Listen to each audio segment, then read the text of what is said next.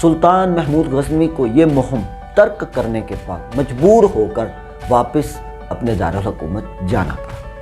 پوری طرح سے دفاع کے لیے تیار نہ ہونے کی وجہ سے اس نے امن پر صلح کر لی۔ اس کے بعد محمود نے میرٹھ کی طرف پیش قدمی شروع کی۔ اس کے بادشاہ ہردیت رائے نے بھی اس کی اطاعت قبول کر لی۔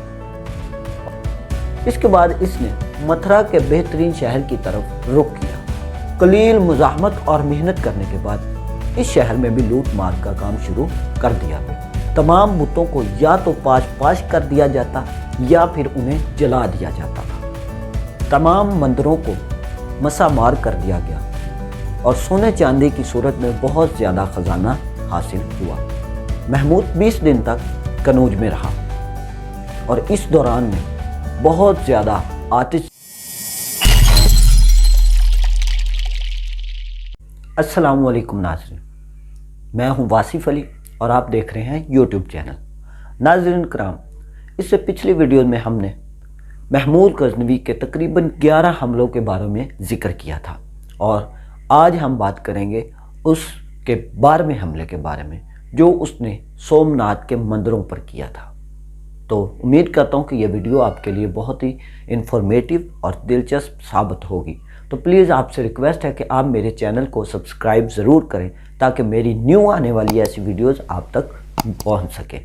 چلیے اس ویڈیو کو بھی سٹارٹ کرتے ہیں۔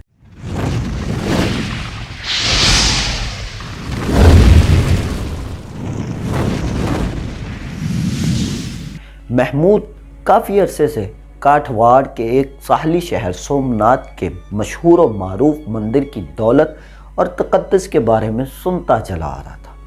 وہاں پر ہندوستان کے سبھی حصوں سے پجاری جمع ہوتے تھے۔ ہندوؤں کا عقیدہ تھا کہ سوما دیوتا جس کے نام پر یہ مندر مشہور تھا اس کا تمام ارواح پر مکمل اختیار حاصل ہے۔ اس کے بارے میں اس عقیدے کا اظہار کیا جاتا تھا کہ وہ تمام تنحبکوں کا باقاعدہ بناتا ہے اور علیحدہ روحوں کو سزا اور جزا دینے کی طاقت بھی رکھتا ہے۔ مندر بہت شان تھا اور تمام پجاری اس کی بڑی تعظیم و تکریم کرتے تھے۔ محمود غزنوی نے اس بت پرستی کے بہت بڑے مرکز کو تباہ کرنے کے لیے 1024 میں ستمبر کے مہینے میں غزنی سے ہندوستان کے لیے سفر جاری کر دیا۔ اس کے ہمراہ اس کے ہمسائے ملک کے 30,000 رضاکار سپاہی بھی شامل تھے۔ اس نے ان مندروں کو تباہ کرنے کے لیے محمود غزنوی کی فوج میں بلا شبہ شمولیت اختیار کر لی۔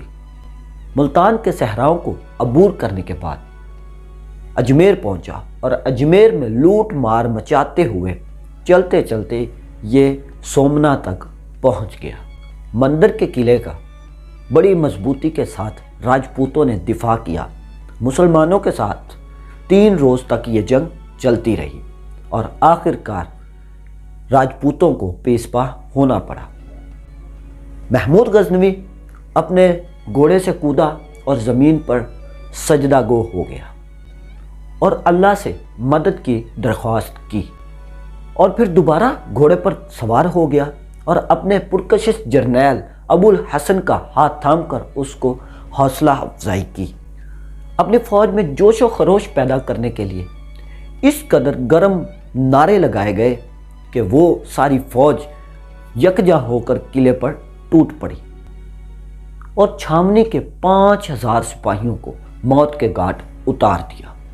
باقی ماندہ فوج مسلمانوں سے جان چھڑا کر بھاگنے کی کوشش کی، کشتیوں میں سوار ہو کر بھاگنا شروع کر دیا، لیکن مسلمان فوج نے ان کا تعاقب کر کے کئی کشتیاں ڈبو دی۔ اب مندر پر پوری طرح سے محمود غزنوی کا قبضہ تھا۔ محمود غزنوی مندر میں داخل ہوتا ہے، اس کے ساتھ اس کے بیٹے، امراء اور کچھ سردار بھی تھے۔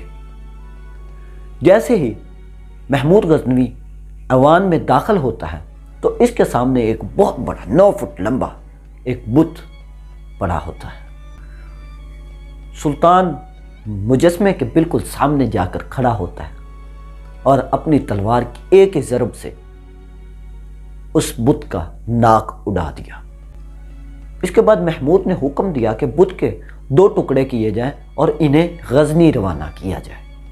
ایک ٹکڑے کو جامعہ مسجد کی دہلیز پر پھینک دیا جائے اور دوسرے ٹکڑے کو میرے محل کے صدر دروازے پر رکھ دیا جائے۔ اسی وقت ہی مکہ مکرمہ اور مدینہ منورہ کے لیے بھی 2 ٹکڑے روانہ کیے گئے۔ برہمنوں نے سلطان کے سامنے ایک بہت بڑی پیشکش رکھی۔ انہوں نے کہا کہ اگر سلطان محمود غزنوی ہمارے بتوں کو چھوڑ دے، انہیں نہ توڑے، تو ہم اسے بہت زیادہ ہیرے جواہرات اور سونا عطا کریں گے۔ اس بات پر محمود غزنوی کے درباریوں نے بھی محمود غزنوی کو یہ صلاح دی کہ یہ دولت قبول کر لی جائے، کیونکہ ایک بت کو توڑ کر ہم بت پرستی تو ختم نہیں کر سکتے۔ لیکن محمود غزنوی نے اس بات کا مذاق اڑاتے ہوئے یہ جواب دیا کہ اگر میں نے دولت کی خاطر اس بت کو چھوڑ دیا تو آنے والی نسلوں میں میرا نام بت فروش کے نام پر لیا جائے گا، لیکن میں بت شکن کہلانا چاہتا ہوں۔ اتنا کہنا ہی تھا کہ بت کو اسی وقت پاش پاش کر دیا گیا اور بت کے اندر سے بہت زیادہ قیمتی جواہرات، ہیرے، سونا، چاندی سب کچھ نکلا، جو کہ ان کی پیشکش سے بہت زیادہ تھے۔ سومناتھ میں کچھ دن قیام کے بعد بہت سے علاقوں پر قبضہ بھی کیا گیا۔ اس کے بعد گجرات کے راجا کو وہاں کی سلطنت سونپنے کے بعد محمود غزنوی سندھ کے راستے غزنوی کی طرف واپس لوٹ آیا۔ سومناتھ کے مندر اور گجرات کے معرکے میں محمود غزنوی کو 2.5 سال کا وقت لگ گیا تھا۔ ہندوستان کے لیے آخری مہم کا آغاز 1028 میں ہوا۔ یہ مہم دریائے سندھ کے قبائل پر آباد قوم جاٹ کے خلاف تھی۔ انہوں نے گجرات سے واپسی کے وقت مسلمان فوج کے ساتھ چھیڑ چھاڑ کی تھی۔ ان قبائل کو بھی تسخیر کر لیا گیا اور اس کے بعد ہندوستان پر بڑے پیمانے پر کسی بھی حملے کا ارادہ نہیں کیا گیا تھا۔ اس کے کچھ عرصے بعد ہی محمود غزنوی پتھری کے باعث بہت زیادہ بیمار ہو گیا۔ 29 اپریل 1030 میں 63 برس کی عمر میں اور اقتدار کے 33ویں سال میں محمود غزنوی اس دار فانی سے رخصت ہو گیا۔ اسے غزنی میں مشال کی روشنی میں اور لوگوں کے آنسوؤں کے دوران کیسر فروزی میں دفن کیا گیا۔ ذاتی طور پر وہ میانہ قد و قامت، خوب طاقتور اور اپنے ساتھیوں سے بہت زیادہ طاقتور تھا۔ اس کی فوج میں صرف چند لوگ ہی تھے جو محمود غزنوی کی تلوار کو چلا سکتے تھے اور اس کا نیزہ پھینک سکتے تھے۔ محمود کے چہرے پر چیچک کے گہرے نشانات بھی موجود تھے۔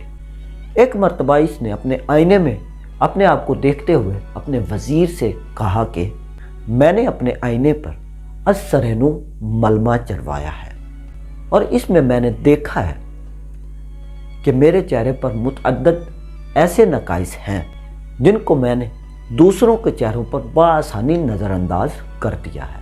ایک بادشاہ کا چہرہ تمام ناظرین کی آنکھوں کو منور کر سکتا ہے، اور جبکہ میرا چہرہ ایک بدقسمتی کی تصویر پیش کرتا ہے۔ وزیر نے مشرقی چاپلوسی کے انداز میں جواب دیتے ہوئے کہا، 10,000 میں سے کوئی ایک بھی ایسا نہیں جو آپ کا چہرہ دیکھتا ہے، لیکن آپ کی نیکیاں سب کے لیے یکساں طور پر ہیں۔ محمود کی نجی زندگی کے بارے میں بہت ہی کم پتہ چلایا جا سکا ہے۔ محمود کی چوتھی بیوی کا نام ہیرانور تھا، جسے بہت زیادہ حسین و جمیل ہونے کی وجہ سے مہر شگل اور خوبصورتیوں کا سورج بھی کہا جاتا تھا۔ وہ محمود کے دورینہ دشمن اور کاشگر کے ازبک بادشاہ علیق کی حسین و جمیل بیٹی تھی۔ سلطان اپنے فرصت کے لمحات میں ہیرانور کے علاوہ بہت سے دیگر تفریحات سے بھی اپنا دل لبھا لیتا تھا۔ وہ علم و ادب کا مخلص دوست تھا۔ مشہور الزمانہ ابو الفضل کے مطابق آج تک کوئی بھی ایسا بادشاہ نہیں گزرا جس کے دربار میں محمود غزنوی سے زیادہ علم و فضل موجود ہو، اور نہ ہی اتنی بڑی فوج ہوگی کسی کے پاس، اور نہ ہی اتنی زیادہ شان و شوکت ہوگی۔ محمود کا انصاف بے لچک تھا، اور استعارہ سے بیان کیا جاتا ہے کہ اس کے دور میں بیڑیا اور میمنہ ایک ہی گھاٹ کا پانی پیا کرتے تھے۔ اس نے اپنے انتقال سے 2 روز قبل اپنے وزراء کو حکم دیا کہ سونے چاندی اور ہیرے جواہرات کی شکل میں اس کی ساری دولت اس کے سامنے لائی جائے۔ اس نے اپنے ہاتھوں سے کیے گئے کارنامے اور ان کے لیے کی گئی محنت کی ثمر کو دیکھا اور اسے محسوس کیا کہ یہ سب کچھ روح کے لیے غیر حقیقی شے ہے اور پریشانی کا باعث ہے۔ اس نے ان خزانوں سے جدائی کے باعث آنسو بہانا شروع کر دیا۔ اتنے زیادہ خزانے کو کسی بڑے افسروں میں تقسیم کرنے کے بغیر اس نے حکم دیا کہ اس خزانے کو جو چند روز بعد اس کے ہاتھوں سے جانے والا ہے، اس سے دور ہونے والا ہے، اس نے کہا کہ اسے واپس بڑے خزانے میں جا کر رکھ دیا جائے۔ اگلے دن اس نے اپنے وزراء کو حکم دیا کہ وہ اپنی فوج، اپنے ہاتھی، اپنے گھڑ سوار کا معائنہ کرنا چاہتا ہے، لہذا میرے سامنے میری فوج کو لایا جائے۔ محمود غزنوی کے لیے ایک گشتی تخت بنوایا گیا اور اس پر اس نے اپنی ساری فوج کا معائنہ کیا۔ 1,00,000 پیادہ سپاہی، 50,000 گھڑ سوار فوج اور 13,100 ہاتھی معائنے کے لیے اس کے سامنے سے اس طرح سے گزرے کہ قریب المرگ سورما اپنے بستر پر ٹیک لگائے ہوئے تھا۔ جب اس نے ان سب پر نظر ڈالی تو پھوٹ پھوٹ کر رونے لگ گیا اور انتہائی رنج و دکھ کے عالم میں واپس اپنے محل کی طرف لوٹ گیا۔ محمود نے اپنی وفات کے وقت اپنے پیچھے ایک ایسی سلطنت چھوڑی جو کسی بھی زندہ بادشاہ کی حکومت سے بہت زیادہ بڑی تھی۔ اس کی سلطنت کشمیر سے اصفہان اور کیسپن سے گنگا تک پھیلی ہوئی تھی۔ اس وقت پورا عالم اسلام اسے اپنا سردار سمجھتا تھا۔ آج بھی مسلمانوں کے علماء اور پرہیزگار لوگ سلطان محمود غزنوی کی قبر پر قرآن مجید پڑھتے ہیں۔ ناظرین کرام، آج کے لیے صرف اتنا ہی۔ امید کرتا ہوں کہ یہ ویڈیو آپ کو بہت پسند آئی ہوگی۔ آپ سے ریکویسٹ ہے کہ آپ میرے چینل کو سبسکرائب ضرور کریں تاکہ آپ کو میری نیو ویڈیوز مل سکیں۔ ملتے ہیں نیو ویڈیو میں، تب تک کے لیے اپنا اور اپنے اس چینل کا خیال رکھیں۔ اللہ حافظ۔